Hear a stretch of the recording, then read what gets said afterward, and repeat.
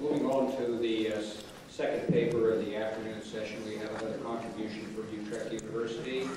The subject is in situ XRD studies of magnesium aluminum-based hydrotalcites, structural details of solid-based catalysts. The paper was presented by Professor Jong.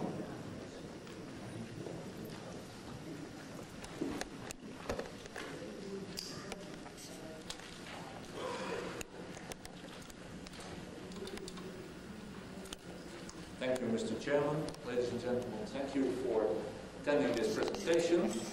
I would like to continue to talk about in situ techniques, which we feel are very important to study catalysis. And in this case, I will talk about an in situ X-ray diffraction study of hydrotalcites, solid base materials. And I would like to acknowledge my co-authors, Rudolphs, PhD student who is in charge of this project, and my co-workers, Dylan and Marianne Versluis.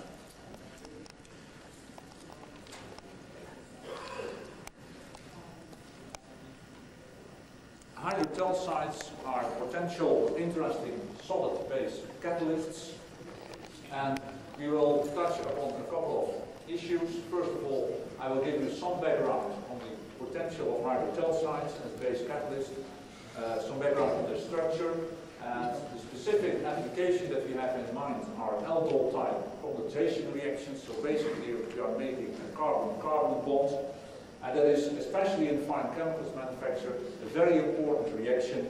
It has been mentioned earlier during this conference, and I think that solid base materials are there the way to go. Then I will touch on the synthesis of hydrotalcites, continue to elaborate on an in situ X-ray diffraction study of the catalyst activation, which is key to obtain active and selective catalysts.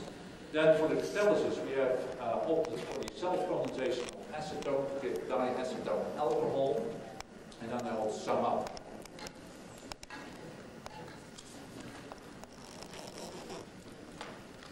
First of all, background, I mentioned it's an important reaction, the aldol condensation in the fine chemicals manufacture. Here is a typical example that ultimately is also the goal of our project, and that is the condensation of this molecule, citral, with acetone to give ultimately the right-hand side compound, which is what they refer to as pseudo-ionone. So after ring closure here, ionone, and that's an important intermediate for vitamin A synthesis, but also as such, after the ring closure, we have ionone, which is an important fragrance for making perfumes and soaps. So this is practiced at large, in terms of fine chemicals, at a significant scale in the industry. Use is made of aqueous base catalysts, specifically potassium hydroxide, which ultimately gives you wastewater, byproducts, and separation problems because you have a homogeneous system. So we are looking into the possibility to use a solid base for the first step. Well, you may ask, that sounds quite traditional, why has it not been done long before?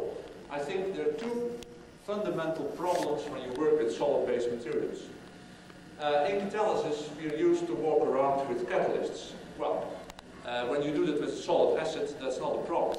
The problem with the solid base is that it will be poisoned by carbon dioxide from the air. So we should be very careful there. Well, you may say that is trivial.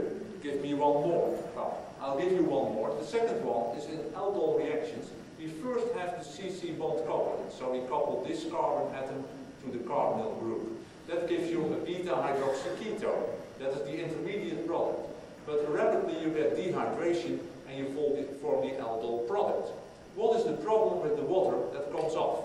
When you have a solid base material, and I'll show you the structure and the composition in a minute, that definitely is hydrophilic, and that implies that the water will be absorbed on that material, and ultimately you may say your catalyst will drown. So the approach we have is to prevent the second step in the presence of the solid base catalysts. So we want to block the reaction here. So we made the beta hydroxyketone. And how can you do that? Well, that's extremely simple. You work at very low temperatures. Now, the hydrotalcites. So those are the solid base materials we would like to use. What kind of structures are we talking about, and what kind of materials? Hydrotalcites are minerals with this typical composition, and these are layered compounds. And here we have enlarged one of those details of the structure. And the structure has as a basis these layers of magnesium hydroxide. So magnesium hydroxide or brucite has a layered structure, and basically what we have is here cations surrounded by 6 hydroxide ions, so they are in an octahedral environment. The octahedra share edges, and that gives you the layer. This layer repeats itself here, and for brucite that is end of the story. Well, that will not give us a base material with interesting properties, so what we do, we replace some of the magnesia by aluminium. So a trivalent ion substitutes a divalent ion. That's indicated, for example, here in blue. And when we do the substitution, we have an excess of positive charge, and that has to be compensated for. That is compensated for by anions in the interlayers. Because we have rather weak interactions between the layers, they can expand, and the anions are situated here. In this case, these are carbonate ions. So for example, we replace 2 magnesiums by aluminium, and we have to compensate by 1 divalent carbonate ion. These are the hydroxyles from the brucite layer, and this is water. So also water is present here. You see the water molecules in these interlayer spaces. Well, the interesting thing is, and I think that also one of the chairmen of this session has worked extensively on that, you can exchange these ions for other ions. You can expand the layers with large anions. These are anion exchange materials. Very interesting for water treating, etc. What about catalysis? The carbonate ion as such is not so interesting, I will show later on. Well, please remember that structure. As I indicated, these are typically anion exchange materials, but the interesting thing is that the aluminium gives positive charge in a big structure. So, in other words, you can envisage this layer now as a super cation. So it's a very big cation, and for that reason, hydrotalcites cannot leach, because only to a very limited extent the anion can come out, but of course the Coulomb forces will keep everything together. So leaching is not possible with hydrotalcites. I think that is one of the reasons they're very interesting as catalysts. Well, we are going to talk about X-ray diffraction amongst others, so let's familiarize ourselves briefly with the X-ray diffraction pattern of hydrotalcites.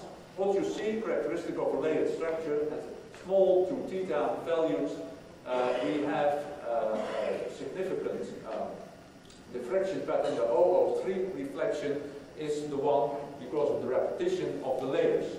The D value linked to that is in the order of 7.8 to 7.9 angstrom, made up of the brucite layer, which is 4.8 angstrom, and then the interlayer typically just above 3 angstrom.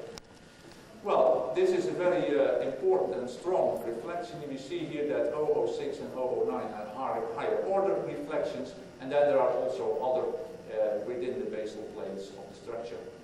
This is a freshly prepared and dried hydrotalcite. Very characteristic pattern. After calcination, in this case heating in air at 450 degrees C, you see that largely the structure has collapsed, and what we end up with is some broad bands which can be assigned to poorly crystallized magnesium oxide. Basically, to find traces of the aluminium is difficult in this case.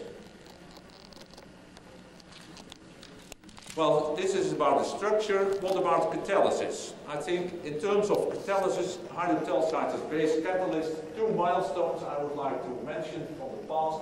1985, Walter Reichel, working then with union carbide, did vapor phase aldol type reactions, 150 degrees centigrade and higher, on hydrotalcites activated at 400 degrees C. That appeared to be crucial, so freshly prepared materials are not active.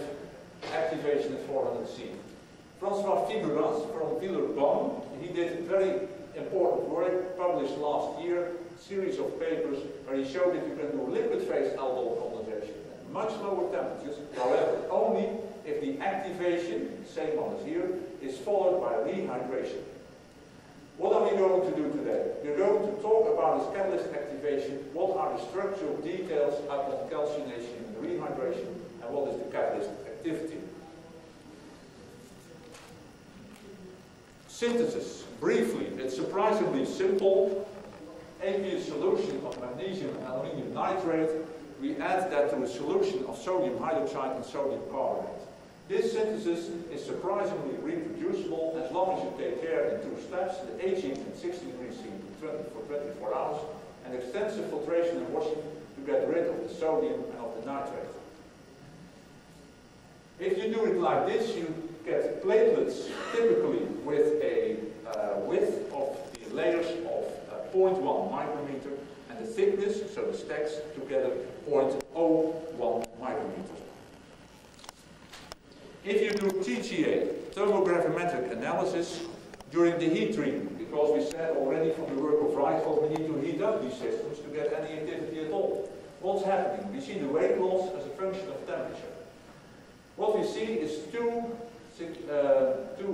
discrete steps, one at 450 K, and then using the mass spectrometer to check the gases coming off. Water is here coming off, and that is water, as I will show in a minute, coming from the interlayer. The second step, both water and CO2. CO2 coming from the inner, the interlayer anion is now decomposing, and we get water, which is now from the blue side structure, so from the MgO2.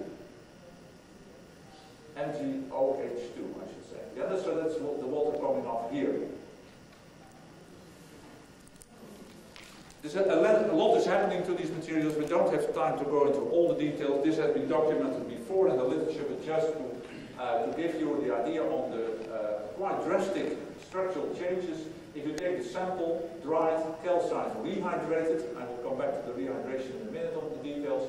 You take the PET surface area, gives you an enormous increase upon calcination, and drops again upon rehydration. If you take, this has always been assigned to generation of micropores. That's correct, there is some micropore volume, but what is new and what we have found now is that the T surface area from the T plot analysis, so that implies mesoporous surface area, also increases. So it's not just that you generate micropores, also you have larger structural changes. If we go to the X-ray diffraction, we have done that in situ. We make use of an endophenolis equipment with a position, with a curved position-sensitive detector. And that is very important because you can now, at the same time, for all angles, measure the spectra. Moreover, we have equipment to control the temperature over a large range and also to control the atmosphere. First, we started off with a freshly dried material and we did in situ calcination. Well, what happens? When we start the measurement here should be RT room temperature. At room temperature we see the characteristic pattern we have shown before, 003, 006, 009 and the other reflections. At 150 degrees C, nothing very much has changed. At 200 degrees C, you remember after the first desorption of water, we see that the D-spacing, that is this peak, that is related to 200 degrees C, that the D-spacing has decreased. So the reflection went to higher angles, decreased because of the water coming out of the interlayer. Yeah, we get a shrinkage of the structure. At 350 degrees C, 500 degrees C, close to amorphous. Look here at 500 degrees C, only very vague reflections for MgO, 500 degrees C. When we cool down afterwards, a lot is happening. You see, much more developed MgO picture. Now you see how subtle these structural effects are, and therefore we have to study them in situ. What we're going to do now is a sample which we have calcined ex situ. We are going to rehydrate that at in situ. The rehydration is being done at 30 degrees C with water vapor that has been saturated at similar temperatures. Water vapor that has been obtained by nitrogen through water, and so the nitrogen is saturated by water vapor. So at typically 30 degrees C, we expose this sample, which has been calcined, so it's largely amorphous, to water vapor, and we see that slowly the hydrotalcite pattern is evolving again, is appearing again. And after 84 hours, we have a pattern which shows most of the characteristics of the hydrotalcite. Ultimately, we did the experiment to do everything sequential in situ, and interesting is then that when you start from the familiar structure, you do the calcination, largely amorphous, go to the rehydration at room temperature, we see less well-developed structure. So with the fact that we do it all in situ, we get different results. And that worries us a little bit, of course. I will come back to that later when we talk about the number of active sites in these systems. Well, we would, in situ studies are nice and we learn a lot about the structure. However, at the end of the day, we need basic sites, and the basic sites we detect by carbon dioxide adsorption on the hydrotalcite at 0 degrees centigrade. On the fresh material, there is some adsorption, but this is after drying, there is some adsorption. The adsorption is weak. After calcination, rehydration, you get more adsorption, and the indication also here from the pressure patterns is more strongly absorbed. What we have here, if we extrapolate this to zero pressure, that's something like 3.5 to 4 normal milliliters of CO2 per gram of hydrotalcite is absorbed. So we know now something about the number of active sites, because if we calculate the number of CO2 molecules adsorbed and we compare that to the total amount of aluminium in the sample, we now know that about 4% of the aluminium takes up CO2 in this experiment. And for the time being, we will define that as the number of active sites in the catalysis. I mentioned earlier to you that we use the self-condensation of acetone as a model reaction in this work. What we do here, 2 acetone molecules, we get diacetone alcohol, which I will abbreviate as DAA, and after dehydration we get the acetyl oxide. What we do, we block the reaction here. How do we do that? By condensation at 0 degrees centigrade. So our furnace in this catalysis is melting ice. We have 0.8 gram of hydrotalcite. This is the composition, magnesium-aluminium ratio of 2 atoms per atoms. And that is added to 120 grams of acetone. Yeah, so we have a tiny amount of catalyst and a huge amount of substrate. And we do that in nitrogen atmosphere. Of course, you should always be careful with carbon dioxide from the air. And we carry out the experiments for 24 hours. This is, as an all-aldol condensation type reaction, this is an equilibrium reaction. And although it is favorable to have low temperatures for the condensation reaction, it's an exothermic condensation reaction, but still the equilibrium conversion is limited to 23% weight in the acetone, diacetone alcohol mixture. What is catalysis? No, this is the CO2 adsorption again. You've seen that already. Catalysis, the conversion of acetone with time. Well, immediately you can see that if you compare as synthesized hydrotalcite, calcite and rehydrated, dramatic differences. As synthesized, although there is some CO2 adsorption, clearly these are not the base sites which can catalyze this condensation reaction. Calcite samples, the ones used in 1985 by Reichel, and do the job at high temperatures in the vapor phase, they do not the job at low temperature in the liquid phase. But calcite and rehydrated is very active, as I show you the quantitative data in a minute, very active, and we see it is hit by equilibrium, and within the experimental error, we are at the equilibrium conversion, and then of course it stops. What is the activity? And base catalyzed reactions, activity is always an issue. We calculated it as grams of diacetone alcohol per gram of catalyst per hour. The initial activity at 0 time from the curve I just indicated. After calcination, In our work, the activity is 2.3. After rehydration, it's 10-fold higher, 21. And the only quantitative figure we could find up till now was from a French patent, and we get an activity, and it was after calcination rehydration of 3. Well, and then you might say, well, a factor of 10. How is that possible? Well, I think that is possible because of this. If you look to the rehydrated system and you think about it, you see that we have 4% of aluminium in active sites. You should be very careful if you have 96% of aluminium who's doing nothing and only 4% that is doing something. You should be very careful because this 4 can easily become 0.4. Well, how can you get 0.4? So a significant reduction. One thing that is known from hydrotalcites, if you synthesize them from the chlorides, you substantially deactivate your system. And that was also in the French patent. They started from the chloride. So the details here are very crucial to indeed have those 4% aluminiums. Where are they? We think at the edges of the platelets. And there we should take care that there are really active Brunstad-based sites. The turnover number, after we achieved a conversion of 23%, so we're close to equilibrium, is 2,000 moles of diacetone alcohol per mole of active aluminium.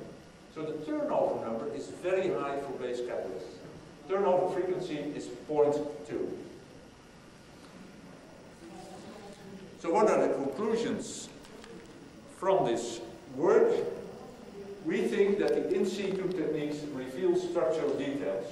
And I think these are very important, and we will continue to study that. X-ray diffraction gives us ordering on a large length scale. Of course, we're also interested in ordering on a smaller length scale, and we are collaborating with Diep Koningsberger, my colleague in Utrecht, to also do this with X-ray absorption techniques. Active base catalysts can be obtained, hydrotalcites, in fact, very active systems, because catalysis at 0 degrees centigrade is quite something, I would say. But you need proper activation, and what we've seen from this work, calcination and careful rehydration in combination with the right synthesis procedure for the hydrotalcite as such.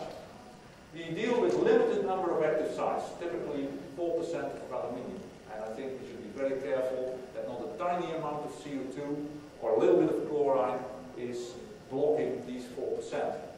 Future work, all this activation, etc., has learned us a lot about the nature of the active phase, but we have ideas about the direct synthesis of the active form, and we will move from the condensation of acetone to citral and acetone to obtain these interesting products for the fragrance industry.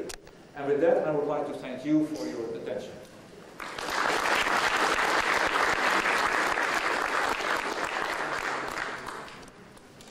Paper is now open for questions.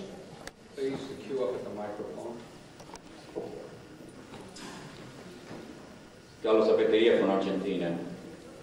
How you know that aluminium are the active side of this reaction? The alternative would be magnesium, I presume.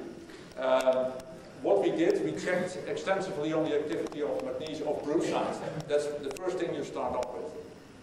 Okay, so there is a relationship between the aluminium content that has also been established by other workers. There's a relationship between the activity and the aluminium content of the material. Basically, what you have is brucite is a too weak base to do this reaction. Yeah, okay.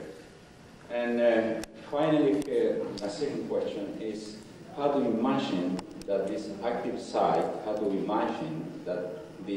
site, are recreated by rehydration? Yes, that's a very important question. So first of all, if you calcine, you do no longer have the brucite structure. You have magnesium oxide, so you have a Lewis base. A Lewis base works at elevated temperature. It does not work at 0 degrees centigrade. So you have to recreate a Lewis base. What we do by rehydration is we now have OH minus as the compensating anion in the interlayer, and no longer the carbonate. So again, the carbonate is too weak a base to do this reaction. So that is the reason that rehydration is needed. Get rid of the CO2 and then put in the OH minus in the active form now. I'd like to encourage people to keep their questions brief and the answers brief as possible. Okay. By the University of New Mexico. My question is about the surface area.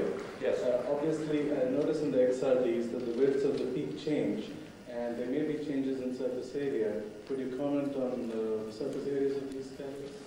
Yeah, the surface area I've shown, there are typically 90 square meters per gram for starting material and 250 after calcination. The width tells you something about the domain where the ordering is there, and that's typically smaller than the overall platelet. And we will need X-ray absorption to sort it out. Okay. Because the chloride content might also affect the surface area. The chloride? Yeah, it is known in brucite, for example, the presence of chloride. Yes, and also the cations affected largely. Yes, that's true. Yeah. Johannes Technical University Munich. Krijn, a comment and a question. Comment is there is a very nice, it was in the early 80s, there was a very nice suggestion for a test reaction of acetone alcohol cleavage by cosodanamide in the liquid phase. Yeah. We have tried it ourselves, it works perfectly first order. Yeah. This may be an easier test than the That's reverse. a very good idea. Yeah. The second, do you have any data looking at the difference between the standard mixed oxide of magnesium aluminum based on the spinel type and based on this hydrotalcite? No, we don't. No. I think that's a good idea to check that, and that may have maybe a good comparison. Yeah. Bob Davis, Virginia. I'm a little bit mystified by the low CO2 uptake on your rehydrated sample. You say you have hydroxide anions in the interlayer spaces. Yes. Why, when you add carbon dioxide, do you just not form carbonate like happens in the solution? Yeah, it's a very good point. So we adsorb at low pressure up till 1 millibar typically. What you then have, you only titrate the edges of the platelets. So you have these layer structures and only the hydroxyls at the edges. And that's 4% of total aluminium. So 96% of the hydroxyls are just between the layer and are spectators both for catalysis and for CO2 absorption. But when you do it in 1 bar, CO2, it goes inside. We check that.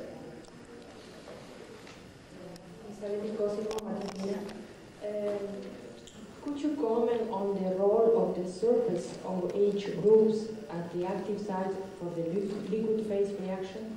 Yes, yes. So the conventional organic chemistry textbooks tell us that you get carb and ion, so that there's a proton from the methyl group of the acetone, and that's picked up by the solid, and then the carb and ion gives coupling to the carbonyl group of the second acetone molecule. That's the basic textbook chemistry. I don't believe that. I don't see carb and ions going through this type of solutions.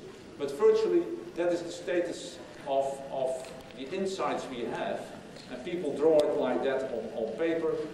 Some people call that paper chemistry. And I think we have to do a lot of work. We are going to NMR to study the surface species in situ. Thank you very much.